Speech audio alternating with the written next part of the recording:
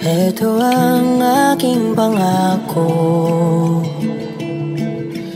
pag-ibig na di maglalaho.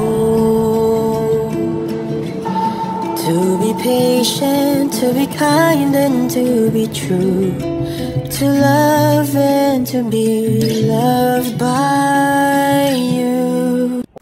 Yura, Danay Pangilinan at Bel Mariano, magkasama kanina na mataang nagsimba. Tila na-miss raw ang isa't isa dahil hindi daw mapaghiwalay. Dikit na dikit raw ang couple ayon sa chika ng isang netizen.